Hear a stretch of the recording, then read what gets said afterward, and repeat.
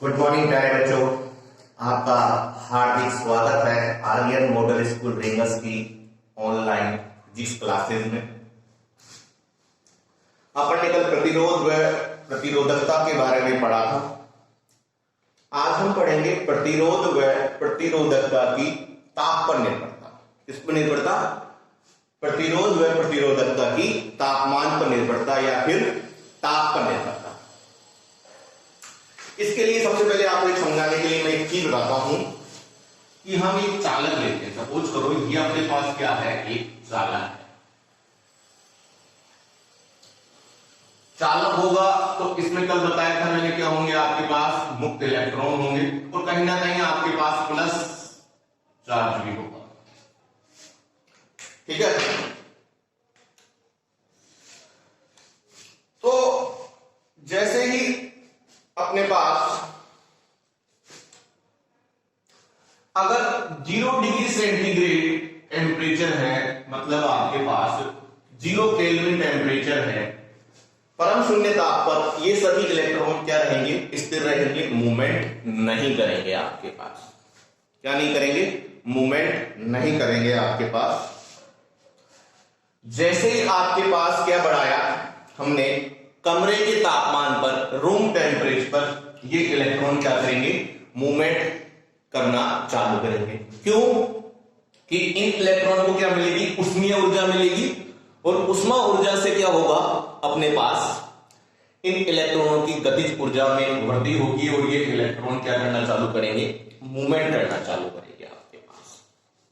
ठीक है, अब लेकिन जैसे ही हमने कमरे के तापमान से और ऊपर तापमान बढ़ाया, क्या बढ़ाया? कमरे के तापमान, सपोज करो 37 डिग्री सेंटीग्रेड कमरे का तापमान था, उससे ऊपर और ऊपर तापमान बढ़ाया, तो जैसे जैसे तापमान बढ़ाएंगे तो जो इलेक्ट्रॉनों को ऊष्मीय ऊर्जा मिल रही थी, उस ऊष्मीय ऊर्जा के मान में भी क्या होगा? बढ़ोतरी होगी। होगी या नहीं होगी? तापमान बढ़ेगा तो उष्मा ऊर्जा बढ़ेगी आपके पास। उष्मा ऊर्जा बढ़ेगी तो इन इलेक्ट्रॉनों की गतिज ऊर्जा बढ़ेगी। गतिज ऊर्जा बढ़ेगी तो जिस स्पीड से ये पहले मूवमेंट कर रहे थे, जिस गति से ये पहले चल रहे थे, इनकी गति में भी क्या होगी? बढ़ोतरी होगी। तो आपको पता है कि जैसे इनकी गति में बढ़ोतरी होगी तो कहीं ना कहीं ये मूवमेंट करते समय कहीं ना कहीं किसी इलेक्ट्रॉन से टकराएंगे, किसी पॉजिटिव चार्ज से टकराएंगे। कल ही मैंने आपको पढ़ाया था कि इलेक्ट्रॉन के मार्ग में बाधा या इन टक्करों के कारण आपके पास प्रतिरोध के मान में क्या होती है? बढ़ोतरी होती है। ठीक है, तो जितना ज्यादा आपके पास तापमान बढ़ाओगे, ऊष्मीय ऊर्जा उतनी ज्यादा बढ़ेगी, इलेक्ट्रॉनों को मिलने वाली उनकी गतिज ऊर्जा उतनी बढ़ेगी और ये तेजी से क्या करेंगे? आपके पास मूवमेंट करेंगे और टक्करों की संख्या में क्या होगी? आपके पास वृद्धि होगी और टक्करों की संख्या में वृद्धि होगी तो आपके पास प्रतिरोध का मान आपके पास बढ़ेगा। इसका मतलब कहीं ना कहीं आपके पास किसी भी चालक का हम तापमान बढ़ा रहे हैं तो उसके प्रतिरोध में क्या हो रहा है? आपके पास वृद्धि हो रही है। बात समझ में आ गई? ये उसी तरह है कि एक रोड पे वाहन चल रहे हैं, अगर वो सब 30-40 की स्पीड से चल रहे हैं तो आपके पास उनके बीच टक्कर होने की संभावना क्या है? कम है। लेकिन जैसे आप 100 की स्पीड पे अंट-संट चल रहे हो, जितनी ज्यादा स्पीड बढ़ेगी तो उतनी आपके पास टक्कर की संभावना क्या होगी? ज्यादा बढ़ेगी। ठीक है, और टक्कर ज्यादा बढ़ेगी तो कहीं ना कहीं आपके पास प्रतिरोध के मान में बढ़ोतरी होगी। तो इस चीज से अपने पास एक बात समझ में आई कि चालक के मान में, तापमान के मान में वृद्धि करने से आपके पास प्रतिरोध का मान क्या हो रहा था? बढ़ रहा था। उस चीज को मैंने लिखा है। किसी चालक का ताप बढ़ाने पर चालक के इलेक्ट्रॉन को अतिरिक्त ऊष्मीय ऊर्जा प्राप्त होती है, वो मैंने बताया आपको, जिसके कारण उसके टक्करों की संख्या बढ़ जाती है, ये भी बताया, तथा विश्रांति काल टो का मान कम हो जाएगा। ये बात आपको बताता हूं। विश्रांति काल क्या था? कि 2 क्रमागत टक्करों के बीच लगा समय अंतराल, मतलब इसने इससे टक्कर की फिर इसने इससे टक्कर की, मतलब 2 क्रमागत टक्करों के बीच लगा समय अंतराल। जब आपके पास टक्करों की संख्या में वृद्धि हो गई, तो टक्करों की संख्या में वृद्धि होगी, इसका मतलब क्या हो रही है? टक्कर जल्दी जल्दी हो रही है और जितनी जल्दी टक्कर होंगी तो जो टक्करों के बीच में जो इलेक्ट्रॉन रेस्ट ले रहे थे उसके मान में क्या आएगी? कमी आएगी। मतलब मतलब विश्रांति काल क्या होगा, कम होगा। जितनी जल्दी टकरी होंगी तो विश्रांति काल कम ही तो होगा, क्योंकि टकरों के बीच में लगने वाला समय क्या हो जाएगा, कम हो जाएगा। तो कहीं ना कहीं विश्रांति काल का मान क्या हो जाएगा आपके पास, कम हो जाएगा। ये बात समझ में आ गई। अब आप ये देखिए R बराबर रो एन अपॉन ए, ये कल पढ़ा था। अगर किसी चालक का बहुत ज्यादा तापमान नहीं बढ़ा रहे तो उसकी लंबाई और उसके अनुप्रस्थ का क्षेत्रफल में अंतर नहीं आएगा। मतलब इतना ही तापमान बढ़ा दिया कि तार गड़ ही गया तो फिर तो एक्सपेंड हो जाएगा। नहीं, नॉर्मली आपके पास टेम्परेचर पे कोई भी चालक है तो टेम्परेचर बढ़ाओगे तो इसकी लंबाई में और इसके एरिया में कोई परिवर्तन नहीं आएगा। लंबाई और एरिया में परिवर्तन नहीं आ रहा कहीं ना कहीं, तो कहीं ना कहीं जो आर का मान है वो किसके प्रोपोर्शनल हो गया आपके पास, रो के। कहीं ना कहीं प्रतिरोध का मान किसके समानुपाती हो गया, प्रतिरोधकता के। मतलब अगर प्रतिरोध बढ़ेगा तो प्रतिरोधकता भी बढ़ेगी, प्रतिरोध घटेगा तो प्रतिरोधकता भी घटेगी। बात समझ में आ गया।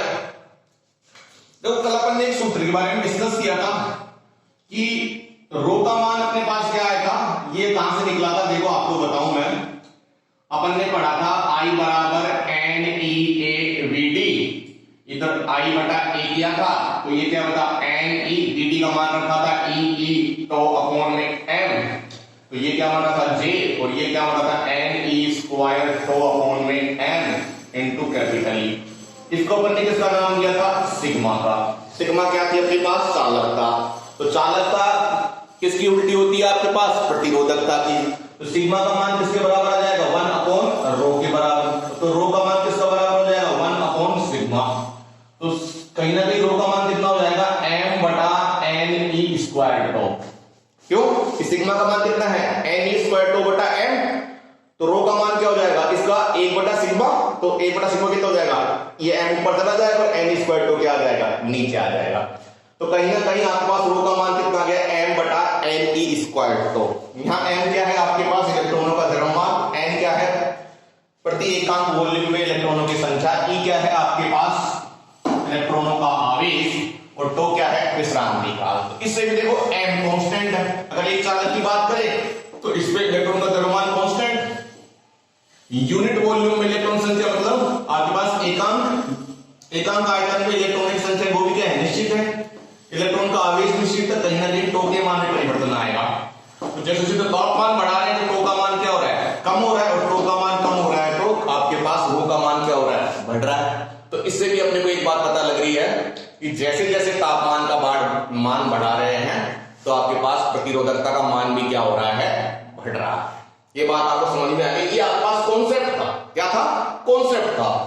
मेरी आशा है कि आपको ये बात समझ में आ गई होगी कि जैसे जैसे प्रतिरोध का मान बढ़ेगा, जैसे जैसे तापमान का मान बढ़ेगा वैसे वैसे प्रतिरोध और प्रतिरोधकता का मान बढ़ेगा। जैसे तापमान का मान घटेगा तो प्रतिरोध और प्रतिरोधकता का मान घटेगा। अब आप एक चीज देखें, हमने माना ये दो चीज ले ली, तापमान और प्रतिरोध, ठीक है। हमने माना कि T0 डिग्री सेंटीग्रेड पर प्रतिरोध कितना मान लिया हमने, R0 मान लिया। मतलब T0 तापमान पर प्रतिरोध कितना मान लिया, R0, और T तापमान पर प्रतिरोध कितना मान लिया, RT। बात समझ में आई। जब अपने पास तापमान T0 था तो प्रतिरोध कितना मान लिया, R0। जब तापमान T था तो प्रतिरोध कितना मान लिया, RT। बात समझ में आ गई। तो प्रतिरोध में परिवर्तन क्या होगा आपके पास, प्रतिरोध में परिवर्तन क्या होगा, RT माइनस R0, ठीक है। और तापमान में परिवर्तन क्या होगा आपके पास, T माइनस T0। बात समझ में आ गई होगी आपको। मैंने क्या बोला, प्रतिरोध में परिवर्तन क्या होगा, डेल R इक्वल्स टू, परिवर्तन को कैसे लिख लिया, डेल R से वो क्या होगा, RT माइनस R0, इसमें से इसको घटा दिया। तापमान में परिवर्तन डेल T, इसके बाद में मान लिया T माइनस T0, ठीक है। बात समझ रहे हैं ना। ये इस तरह है कि मान लो जैसे आपके पास 10 डिग्री पर प्रतिरोध कितना था, आपके पास 15 था, तो 15 डिग्री पर आपके पास कितना हो गया, 20 हो गया।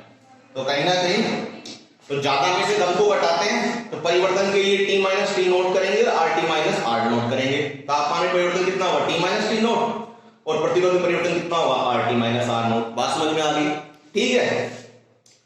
अब एक फैक्ट है कि जितना ज्यादा आपके पास प्रतिरोध में परिवर्तन, मतलब प्रतिरोध में परिवर्तन जब ज्यादा होगा जब आपके पास प्रारंभिक प्रतिरोध क्या होगा, ज्यादा होगा। मैंने क्या बोला कि प्रतिरोध में परिवर्तन उतना ज्यादा होगा जितना आपके पास क्या होगा, प्रारंभिक प्रतिरोध होगा। इसको इस तरह से समझे, आपके पास जैसे 10 डिग्री सेंटीग्रेड है, 10 डिग्री सेंटीग्रेड पर अगर 50 ओम का प्रतिरोध है एक, और उसी 10 डिग्री आपके पास, अब 10 डिग्री सेंटीग्रेड पर आपके पास ये प्रतिरोध है एक, तो इसको अपन ने क्या मान लिया, R0, ठीक है, और इसको क्या मान लिया अपन ने एक दूसरा प्रतीक, इसको सपोज करो R1 मान लिया और इसको क्या मान लिया, R2 मान लिया। अब 10 डिग्री सेंटीग्रेड पर दो प्रतिरोध लिए, एक 50 का लिया और एक हमने किसका लिया, 100 का लिया, ठीक है। अब 10 से हमने तापमान कितना कर दिया, 15 डिग्री सेंटीग्रेड। 15 डिग्री सेंटीग्रेड करते ही 50 वाले का प्रतिरोध तो हो गया कितना, 60, और 100 वाले का हो गया 130। बात समझ में आई? मैंने क्या बोला, 10 डिग्री सेंटीग्रेड पर एक प्रतिरोध का मान शुरू में कितना है, 50, और दूसरे प्रतिरोध का मान क्या है, शुरू में 100 है। लेकिन जैसे ही परिवर्तन कर दिया, 10 से टेम्परेचर कितना कर दिया, 15 कर दिया, तो 50 वाले का प्रतिरोध बढ़ गया, 50 से कितना हो गया, 60, और 100 वाले का कितना हो गया, 130। यहां से आपको एक बात दिखाई दे रही है, क्या बात दिखाई दे रही है, कि जिसका प्रतिरोध, प्रारंभिक प्रतिरोध कम था, उसका प्रतिरोध में परिवर्तन में क्या हुआ, कम हुआ। जिसका प्रारंभिक प्रतिरोध ज्यादा था, उसका प्रतिरोध में परिवर्तन में क्या हुआ, ज्यादा हुआ। देखो, इसका प्रारंभिक प्रतिरोध 50 था तो प्रतिरोध परिवर्तन कितना हुआ, 10। इसका प्रारंभिक प्रतिरोध 100 था तो प्रतिरोध परिवर्तन कितना हुआ, 30। तो कहीं ना कहीं आपके पास जो प्रतिरोध में परिवर्तन है वो प्रारंभिक प्रतिरोध के क्या है, समानुपाती है, ठीक है। वही चीज मैंने लिखी है आपके पास, प्रतिरोध में परिवर्तन किससे लिख रहे हैं आपके पास, del R equal to R T minus R naught, तापमान में परिवर्तन del T equal to T minus T note.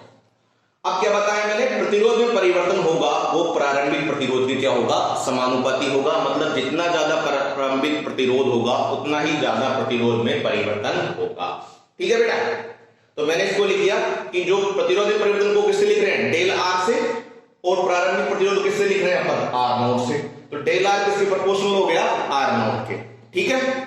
ये अपने पास क्या है, प्रारंभिक प्रतिरोध आर नोट, तो आर टी क्या है अपने पास, तापमान बढ़ाने पर प्रतिरोध।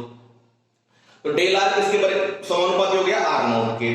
अब दूसरी बात मैंने क्या बताई थी कि प्रतिरोध आपके पास जितना ज्यादा प्रतिरोध बढ़ेगा, जितना तापमान में वृद्धि ज्यादा होगी, ठीक है। तापमान जितना ज्यादा बढ़ाओगे, तापमान में जितना परिवर्तन करोगे, प्रतिरोध में भी उतना ही परिवर्तन ज्यादा होगा। तो यही तो बढ़ाया था, जैसे जैसे तापमान बढ़ेगा प्रतिरोध भी क्या होगा, बढ़ेगा।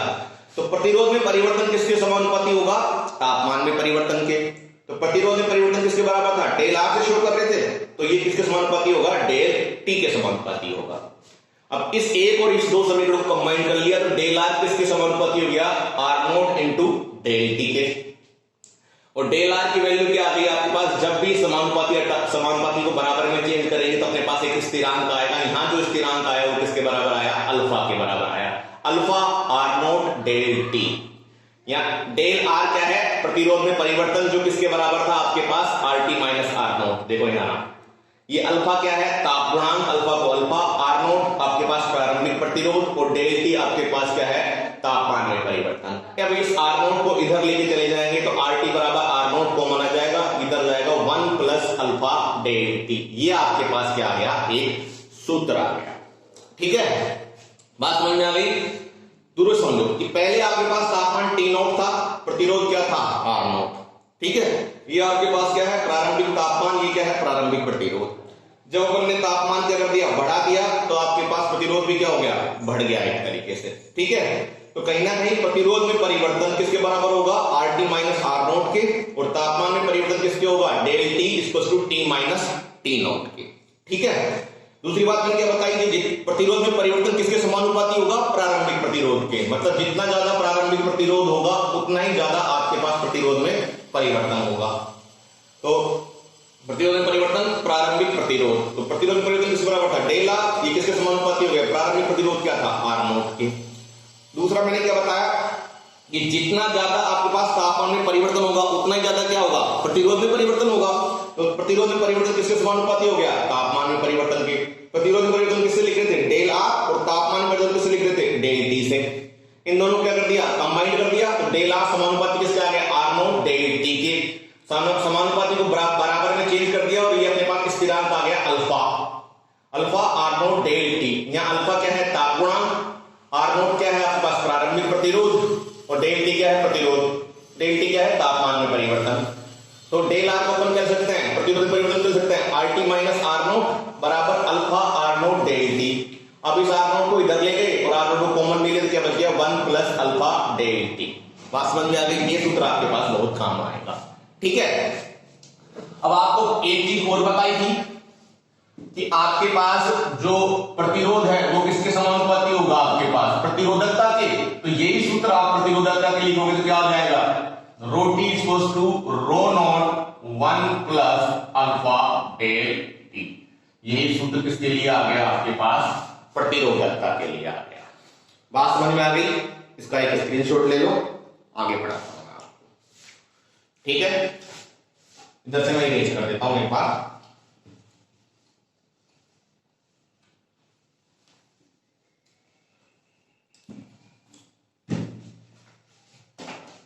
अब देखो तीन चीज होती है अपने पास, चालक, एक आपके पास कुचालक और एक होती है आपके पास अर्धचालक। ठीक,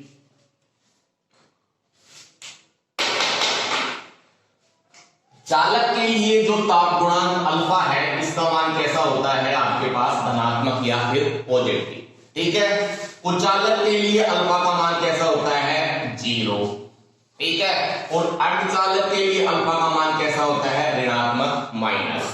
बात समझ में आई, मैंने क्या बोला, चालक के लिए ताप गुणांक अल्फा का मान कैसा होगा, पॉजिटिव, कुचालक के लिए 0 और अर्धचालक के लिए माइनस। ठीक है, तो अब देखो अपने पास इक्वेशन क्या आई थी, आर टी बराबर आर नॉट, ठीक है, plus alpha alpha R naught del T, ये आई थी। मैं इसको इससे बना कर दिया तो आर नॉट आ गया और R naught alpha del T. अब जैसे ही अल्फा का मान पॉजिटिव होगा तो कहीं ना कहीं आर टी आपके पास क्या है, बढ़ा हुआ प्रतिरोध, और आर नॉट क्या है, प्रारंभिक प्रतिरोध। तो अल्फा का मान पॉजिटिव है कहीं ना कहीं, तो कहीं ना कहीं आर नॉट में कुछ ना कुछ चीज क्या हो रही है, जुड़ रही है। मतलब प्रारंभिक प्रतिरोध में कुछ ना कुछ चीज क्या हो रही है, बढ़ रही है, जुड़ रही है। तो क्या होता है, कोई चीज बढ़ेगी। सपोज करो प्रारंभिक प्रतिरोध कितना था, 5 ओम, तो अल्फा के कारण क्या करिए, कुछ ना कुछ जुड़ रहा है, तो 2 जुड़ गया, तो अब कितना हो गया, 7। तो आर टी का मान कितना आ गया, 7। तो कहीं ना कहीं आपके पास चालक के लिए आपके पास जैसे जैसे तापमान बढ़ाएंगे तो आपके पास प्रतिरोध का मान क्या होगा, बढ़ेगा। क्या होगा, प्रतिरोध का मान क्या होगा, बढ़ेगा, क्योंकि अल्फा का मान चालक के लिए क्या होता है, धनात्मक होता है। तो अगर आप चालक के लिए ग्राफ बनाना चाहें तो वो आपके पास इस तरह से बनेगा, ये आपके पास आर है और ये आपके पास टी है। मतलब जैसे जैसे तापमान का मान बढ़ाओगे वैसे वैसे प्रतिरोध का मान क्या होगा, बढ़ेगा। अब यही बात कुचालक के लिए करें तो कुचालक के लिए अल्फा का मान 0, तो ये पूरी इक्वेशन क्या होगी, 0, तो आर टी किसके बराबर हो गया, आर टी के। कहीं ना कहीं इसका मतलब ये हुआ कि कुचालक पे तापमान का कोई प्रभाव नहीं पड़ेगा आपके पास। ठीक है, तो मतलब जो प्रारंभिक प्रतिरोध था तापमान बढ़ाने के बाद भी वही प्रतिरोध रहेगा आपके पास। ठीक है, अब बात करें अपने पास अर्धचालक की, तो अर्धचालक के लिए अल्फा का मान कैसा हो गया, R T R naught minus alpha R naught del T. तो कहीं ना कहीं अब आर नॉट में कुछ ना कुछ मान की क्या हो रही है, कमी हो रही है, आर नॉट में से कुछ ना कुछ घट रहा है। तो इसका मतलब अब जो वैल्यू आएगी तो वो आर नॉट की वैल्यू क्या आएगी, कम आएगी। तो कहीं ना कहीं अब आपके पास आर नॉट में से कुछ ना कुछ घट रहा है आपके पास। ठीक है, तो जैसे जैसे आपके पास अर्धचालक के यहां तो आर नॉट में क्या हो रहा था, कुछ ना कुछ जुड़ रहा था आपके पास, और जैसे जैसे तापमान बढ़ा रहे थे तो आपके पास प्रतिरोध का मान क्या हो रहा था, बढ़ रहा था। ठीक है, अब यहां आर नॉट में से कुछ घट रहा है, तो जैसे ही तापमान बढ़ाया तो कहीं जो प्रारंभिक प्रतिरोध था उससे भी कम प्रतिरोध हो गया। तो की वैल्यू है वो RT से ज्यादा आएगी। तो R0 की वैल्यू RT से ज्यादा आएगी, तो जैसे जैसे अर्धचालक में हम क्या बढ़ाएंगे, तापमान बढ़ाएंगे, तो प्रतिरोध का मान क्या होगा, घटेगा। इसके लिए ग्राफ बनेगा आपके पास इस तरह से। बात समझ में आ गई। 3 चीज ध्यान रखें, चालक के लिए आपके पास तापमान बढ़ाओगे तो प्रतिरोध का मान बढ़ेगा। क्यों? क्योंकि इनके लिए ताप गुणांक अल्फा का मान कैसा होता है, धनात्मक होता है। तो कुछ ना कुछ मान जुड़ रहा है किसके अंदर, R0 के अंदर, प्रारंभिक प्रतिरोध के अंदर। ठीक है, कुछ चालक के लिए अल्फा का मान 0, तो इन पे RT की वैल्यू इसके बराबर आ गई R0 की, तो इन पे कोई फर्क नहीं पड़ेगा। अर्धचालक के लिए अल्फा का ताप गुणांक का मान कैसा होता है, ऋणात्मक होता है। तो R0 में से कुछ ना कुछ वैल्यू कम हो रही है, तो कहीं ना कहीं तापमान बढ़ाने पर प्रतिरोध का मान क्या हो रहा है, आपके पास कम हो रहा है। क्या हो रहा है, प्रतिरोध का मान कम हो रहा है। और अर्धचालक के उदाहरण आप जानते हैं, सिलिकॉन और जर्मेनियम। तो सिलिकॉन और जर्मेनियम के अंदर जैसे जैसे आप तापमान का मान बढ़ाओगे तो आपके पास प्रतिरोध का मान क्या होगा, कम होगा। बात समझ में आ गई। एक मिश्र धातुएं होती हैं, मिश्र धातुओं पर आपके पास इतना ज्यादा प्रभाव नहीं पड़ता, क्योंकि आपके पास उनका प्रतिरोधकता पहले से ही तांबे की तुलना में 20 से 30 गुना होती है। ठीक है, ठीक है, फिर भी उनका भी आपके पास थोड़ा बहुत तापमान बढ़ाओगे तो प्रतिरोध बढ़ता है। बात समझ में आ गई, ये ध्यान रखा। चालक का अल्फा का मान पॉजिटिव, प्रतिरोध बढ़ेगा, तापमान बढ़ेगा, प्रतिरोध बढ़ेगा। अर्धचालक के लिए आपके पास तापमान बढ़ेगा तो प्रतिरोध घटेगा, अल्फा का मान नेगेटिव। धन्यवाद।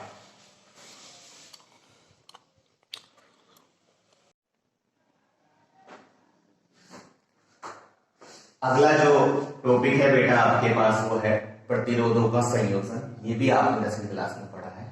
2 प्रकार का होता है आपके पास, श्रेणीकरण संयोजन और समांतरकरण संयोजन। तो पहले पढ़ेंगे श्रेणीकरण संयोजन।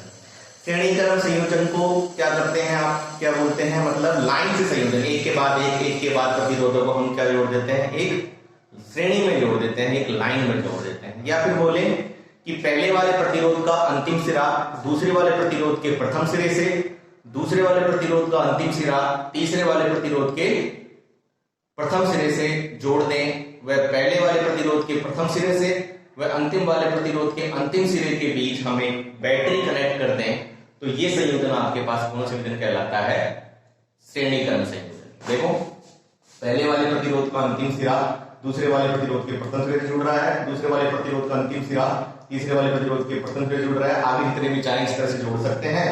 और लास्ट वाले प्रतिरोध के अंतिम सिरे से और प्रथम प्रतिरोध के पहले सिरे के बीच में अपन ने क्या जोड़ी है, ये बैटरी कनेक्ट कर दी है। बस आपको एक ही बात ध्यान रखनी होती है कि अगर श्रेणीकरण संयोजन होता है तो आपके पास धारा का मान समान रहता है, वह विभवांतर का मान क्या रहता है, प्रत्येक प्रतिरोध के लिए अलग अलग रहता है। ठीक है, तो यहां से अगर आई धारा, यहां से अपन प्लस से आई धारा निकली तो इन सभी प्रतिरोधों में धारा का मान आई होगा, और यहां से वापस से आई धारा इस सर्किट में माइनस में एंटर कर जाएगी आपके पास। लेकिन हर प्रतिरोध के लिए आपके पास जो विभवांतर का मान होगा वो अलग अलग होगा। पहले प्रतिरोध के लिए विभवांतर V1, दूसरे के लिए V2 और तीसरे के लिए V3। जो चीज अलग अलग होती है उसी को निकालते हैं। तो सबसे पहले क्या लिखा, इस संयोजन के लिए धारा का मान समान व विभवांतर का मान अलग अलग होता है। प्रथम प्रतिरोध के लिए विभवांतर का मान क्या होगा, अपन ने पढ़ा था V बराबर IR। ठीक है, तो प्रथम प्रतिरोध में धारा का मान तो सभी के लिए I रहेगा, तो V1 बराबर क्या आएगा, IR1। प्रथम प्रतिरोध क्या है, R1, तो V1 की वैल्यू आ गई IR1। द्वितीय प्रतिरोध के लिए विभवांतर क्या होगा, V2 बराबर IR2। थर्ड के लिए विभवांतर क्या होगा, V3 बराबर IR3। बात समझ में आ गई। ठीक है, कुल विभवांतर होगा वो क्या होगा, V बराबर V1 plus V2 plus V3। अब अपन इसका तुल्य परिपथ बनाए तो R1 R2 R3 को अपन ने किसके बराबर लिख दिया, R इक्विवेलेंट या R तुल्य के बराबर बना दिया, और ये अपन ने बैटरी बना दी। तो R तुल्य के अंदर आपके पास धारा का मान I है और विभवांतर का मान कितना है, V है। तो इसके लिए आप V का मान निकालेंगे तो क्या आ जाएगा, IR इक्विवेलेंट। समीकरण नंबर 1, समीकरण नंबर 1 इसको दिया, ये 2 और ये आपके पास 3। समीकरण 1 2 3 4 से इस वाली समीकरण में अपन ने वैल्यू रखी, तो V का मान तो यहां से रखा IR इक्विवेलेंट, V1 का मान IR1, V2 का मान IR2 और V3 का मान IR3। देखो यहां से V1 IR1, V2 IR2 और V3 IR3। I कॉमन ले लिया तो I से I कैंसिल कट गया, तो R इक्विवेलेंट की वैल्यू क्या आ गई, R1 plus R2 plus R3। ये तीन प्रतिरोधों का क्या है, श्रेणी क्रम संयोजन। मतलब श्रेणी क्रम संयोजन में जितने भी प्रतिरोध होंगे उन्हें अपन सिंपली क्या कर देंगे, जोड़ देंगे आपके पास। जैसे 1, 2 और 3 ओम के प्रतिरोध श्रेणी क्रम में जुड़े हैं, तो इनका तुल्य प्रतिरोध कितना होगा, 1 प्लस 2 प्लस 3, तो 2 और 1 3 और 3 और 3 6 ओम होगा आपके पास। ठीक है, अगर n प्रतिरोध जुड़े हो श्रेणी क्रम में तो R1 R2 R3 से लेके Rn तक हो जाएगा आपके पास। ठीक है, एक कंडीशन और है, यदि n प्रतिरोध समान प्रतिरोधों के श्रेणी क्रम में हो, सपोज करो यदि आपके पास R R R, ये भी R का, ये भी R का और ये भी R का, इस तरह से आपके पास n प्रतिरोध श्रेणी क्रम में जुड़े हों, तो इनका R इक्विवेलेंट कितना हो जाएगा आपके पास, R प्लस R से लेके क्या Rn तक। तो R कॉमन ले लेंगे तो आपके पास क्या हो जाएगा, 1 प्लस से लेके ये n तक। तो यहाँ R इक्विवेलेंट की वैल्यू कितनी आ जाएगी, NR।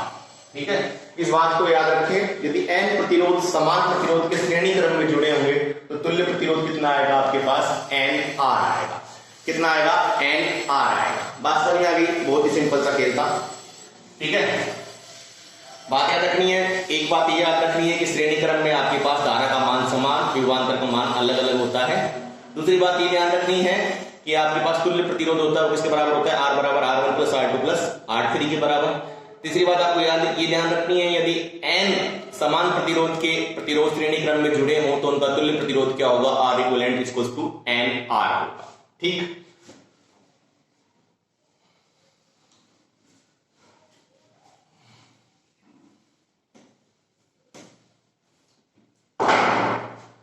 अगला कौन सा है आपके पास, समांतर क्रम।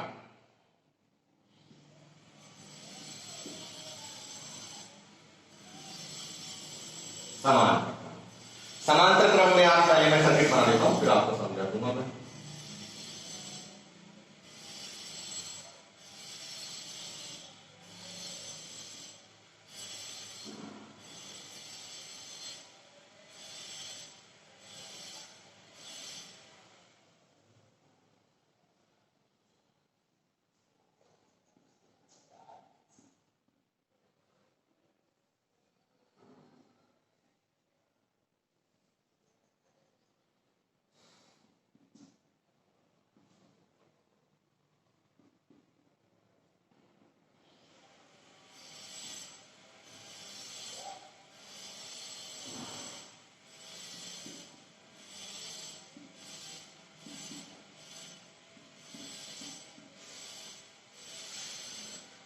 समांतर क्रम संयोजन में प्रत्येक प्रतिरोध का पहले वाला जो सिरा है एक कॉमन पॉइंट ए से, कॉमन पॉइंट कोई भी मान सकते हैं, और जो सबका अंतिम सिरा है वो दूसरे कॉमन पॉइंट बी से जुड़ा होगा। मैंने क्या बोला, समांतर क्रम संयोजन में प्रत्येक प्रतिरोध का जो पहले वाला सिरा है वो एक कॉमन पॉइंट ए से, और जो अंतिम वाला सिरा है सभी का एक कॉमन पॉइंट बी से जुड़ा होगा।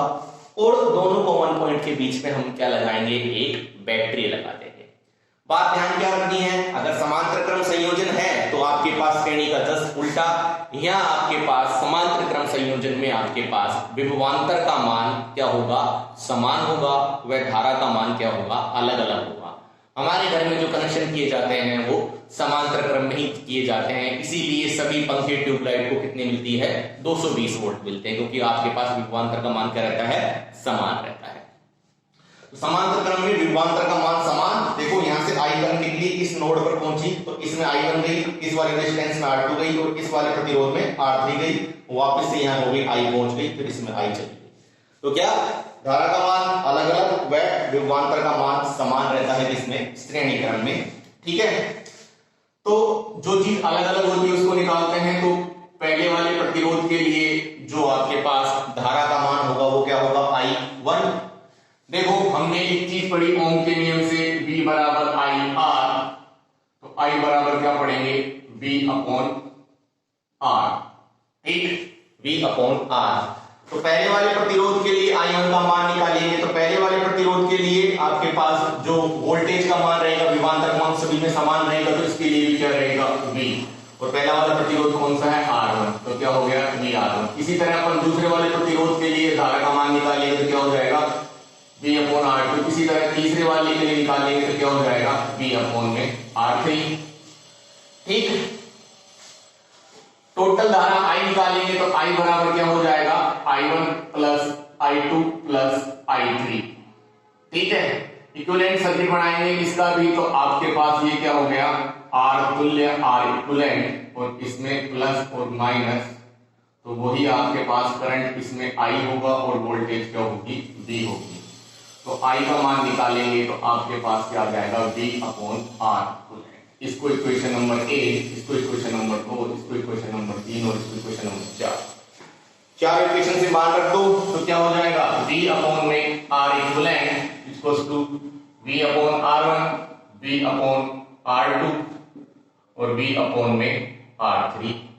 V कॉमन ले लो इस साइड से, V कॉमन ले लिया तो 1/R1, 1/R2 और 1/R3।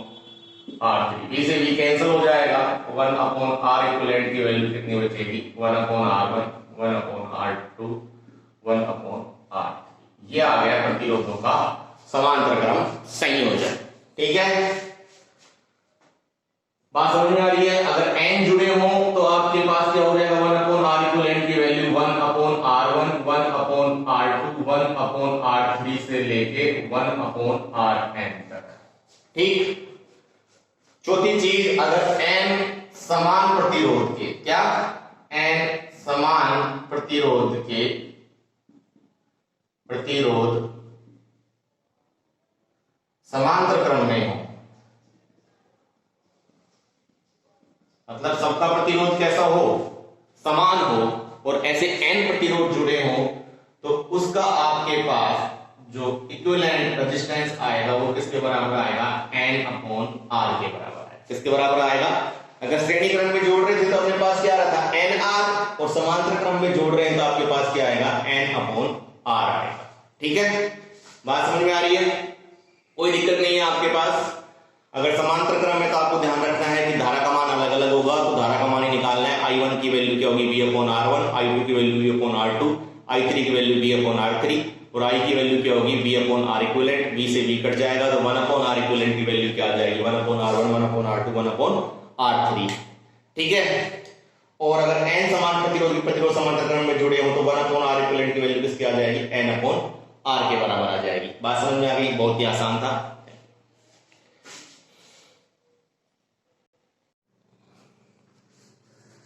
अगला जो टॉपिक है बेटा वो है कार्बन प्रतिरोध एवं वर्णकोण। देखो हमने पढ़ा था एक चीज की जो प्रतिरोध होता है वो लंबाई में क्या होता है समानुपाती होता है, समानुपाती होता है। ठीक है, तो अगर प्रतिरोध का मान बढ़ाना है तो अपने को लंबाई का मान क्या करना पड़ेगा बढ़ाना पड़ेगा। तो हायर प्रतिरोध मतलब उच्च प्रतिरोध लेने हैं, सपोज करो 10 किलो ओम का लेना है तो अपने पास साइज अपने को बहुत लंबी हो जाएगी आपके पास। तो ये अपने पास पॉसिबल नहीं कि अपन किसी भी इलेक्ट्रॉनिक परिपथ में जोड़ना चाह रहे हैं या किसी भी विद्युतीय परिपथ में जोड़ना चाह रहे हैं, तो साइज तो हमें क्या करनी है छोटी से छोटी करनी है। मोबाइल है तो मोबाइल में आपके पास क्या जुड़ रहे हैं प्रतिरोध जुड़ रहे हैं, तो उसमें इतना बड़ा प्रतिरोध थोड़ी जोड़ोगे आपके पास। तो प्रतिरोध कितना होना चाहिए जितना कॉम्पैक्ट हो, छोटे से छोटा हो।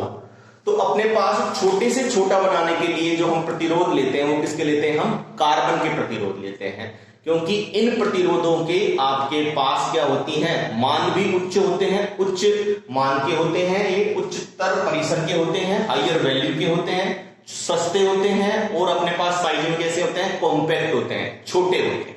ठीक है, और किसके बने होते हैं ये कार्बन के बने होते हैं। तो देखो उच्चतर परिसर हायर रेंज के प्रतिरोध मुख्यतः किसके बने होते हैं कार्बन के। ये प्रतिरोध साइज में छोटे कॉम्पैक्ट व सस्ते होते हैं, इसलिए इनका प्रयोग अपन क्या करते हैं मुख्यतः करते हैं। मैं आपको बता रहा हूं कि अगर प्रतिरोध होता है वो लंबाई के समानुपाती होता है। अगर अपन प्रतिरोध ज्यादा प्रतिरोध बनाना होगा तो अपने को कहीं ना कहीं लंबाई क्या लेनी पड़ेगी ज्यादा लेनी पड़ेगी, जो अपने पास सॉल्यूशन नहीं है क्योंकि साइज तो अपने पास छोटी से छोटी होनी चाहिए। तो आपके पास कॉम्पैक्ट साइज के व सस्ते प्रतिरोध आपके पास किसके होते हैं कार्बन के होते हैं। वह इनकी रेंज भी क्या होती है हायर रेंज की, ये उच्चतर परिसर के कैसे होते हैं प्रतिरोध होते हैं। मेनली इसकी क्या आती है, कलर कोडिंग, वर्ण कोड निकालने आते हैं, वो सीखते हैं। देखो ये आपके पास इस तरह एक बेलन के रूप में होते हैं, क्या होते हैं, बेलन के रूप में। ये बन रहा है ना बेलन आपके पास, ये दो आपके पास क्या होते हैं, टर्मिनल। इन टर्मिनलों की सहायता से अपन क्या करते हैं, इसको किसी भी परिपथ में जोड़ते हैं आपके पास, ठीक है। इस पर आपके पास 1 2 3 और 4, ये 4 आपके पास क्या बने होते हैं, आपके पास कलर के बैंड बने होते हैं। क्या बनते हैं, कलर के बैंड, या आपके पास रंग की पट्टिका बनी होती है। ये 1 2 3 और 4 पट्टिका बनी होती है इस बेलन के ऊपर, ठीक है। कितनी पट्टिका बनी होती है, 4 पट्टिका, रंगीन पट्टिका, मतलब अलग अलग कलर की आपके पास अलग अलग रंग की क्या बनी होती है, पट्टिका बनी होती है। देखो इस फर्स्ट पट्टी को अपन ने ए नाम दिया, सेकंड को बी दिया, तीसरी वाली पट्टी को सी दिया और चौथी वाली पट्टी को अपन ने क्या दिया, डी दिया। अब थोड़ा ध्यान से देखना, एक प्रतिरोध होता है, उसका सूत्र होता है इनका वर्ण कोण निकालने के लिए, R बराबर ए बी इंटू 10 की power C plus minus D. क्या बोला, ए बी इंटू 10 की power C plus minus D. ये सूत्र आप ध्यान रखें, ठीक है। अब इन कलरों का मान निकालने के लिए अपने पास एक ट्रिक होती है। एक क्या होती है, ट्रिक होती है। उस ट्रिक के अनुसार अपने पास एक अपन याद करने के लिए कलर, कौन कौन से कलर होते हैं और उनका मान क्या होता है, उसको याद करने के लिए ट्रिक लेते हैं। क्या लेते हैं, B B Roy great Britainian very good wife, वहां से लाए गोल्ड सिल्वर नेकलेस। दोबारा समझा रहा हूं, B B Roy great Britainian very good wife, वहां से लाए गोल्ड सिल्वर नेकलेस, ठीक। अब जितने भी इसमें कैपिटल लेटर हैं, जितने भी बड़े अक्षर हैं, उनसे आपके पास क्या है, एक कलर का नाम आ रहा है। किसका नाम आ रहा है, एक कलर का नाम आ रहा है। देखो ये बी कैपिटल है तो बी से कौन सा आ रहा है, ब्लैक, काला। ये बी आपके पास क्या है, बी कैपिटल है तो इससे कौन सा आ रहा है, ब्राउन। आर आपके पास कैपिटल है, इससे कौन सा आ रहा है, रेड। ओ आपके पास कैपिटल, इससे कौन सा आ रहा है, ऑरेंज। वाई आपके पास कैपिटल, इससे कौन सा आ रहा है, येलो। जी आपके पास कैपिटल, इससे आ रहा है ग्रीन। बी आपके पास कैपिटल, इससे आ रहा है ब्लू। वी आपके पास कैपिटल है, इससे आ रहा है वॉयलेट। जी आपके पास कैपिटल, इससे आ रहा है ग्रे। डब्ल्यू आपके पास कैपिटल, इससे आ रहा है व्हाइट। ये आपके पास गोल्ड, ये कलर सिल्वर और ये कलर आपके पास नो कलर, कोई सा भी कलर है। बात समझ में आ गई। हिंदी में आप बना ही सकते हैं, ब्लैक को काला बोलते हैं, ब्राउन को भूरा बोलते हैं, रेड को लाल बोलते हैं, ऑरेंज को नारंगी बोलते हैं, ग्रीन को हरा बोलते हैं, ब्लू को नीला बोलते हैं, वॉयलेट को बैंगनी बोलते हैं, ग्रे को चमकीला बोलते हैं, व्हाइट को सफेद बोलते हैं, और गोल्ड और सिल्वर इनका कलर तो आप जानते हैं, सोने और चांदी का। और ये अपने पास कोई सा भी कलर नहीं। अब इनमें नंबरिंग और देते हैं कि कौन सा कलर कौन से नंबर पे आ रहा है। तो नंबरिंग कहां से चालू करेंगे, 0 से। ये 0 वाला कलर कौन सा होगा, ब्लैक। 1 वाला कलर कौन सा, ब्राउन। 2 वाले नंबर का कलर रेड। 3 वाले नंबर का ऑरेंज। 4 वाले नंबर का ग्रीन। 5 वाले नंबर का ब्लू। 6 वाले का वॉयलेट। 7 वाले का ग्रे। 8 वाले का व्हाइट। नहीं, नो कलर है आपके पास कहीं ना कहीं, दोबारा बोलता हूं गड़बड़ी। 0 वाले का ब्लैक। 1 वाले का ब्राउन। 2 वाले का रेड। 3 वाले का ऑरेंज। 4 वाले का येलो। 5 वाले का ग्रीन। 6 वाले का आपके पास ब्लू। 7 वाले का आपके पास वॉयलेट। 8 वाले का ग्रे और 9 वाले का व्हाइट। नो कलर है 0 से लेके 9 तक के नंबर पे, ठीक है। बात समझ में आ रही है। अब ये देखो, ये जो ए और बी है तो वो तो सिंपल से ए पे जो कलर है या बी पे जो कलर है उसका नंबर लिख देंगे सीधा सीधा। मान लो ए पे कलर आपके पास सपोज करो रेड है, तो रेड का नंबर कौन सा हो गया, 0 1 2, तो ए की जगह कितना लिख देंगे, 2 रख देंगे। अगर आपके पास बी पे कलर ऑरेंज है तो बी ऑरेंज का नंबर कौन सा है, ए। देखो आप ऑरेंज का नंबर कौन सा है, 0 1 2 3, तो इसका क्या रख देंगे 3, ठीक है। और सी पे आपके पास सपोज करो कलर कौन सा है, येलो है, तो सी को आप किसमें रखेंगे, 10 की पावर में, ठीक है।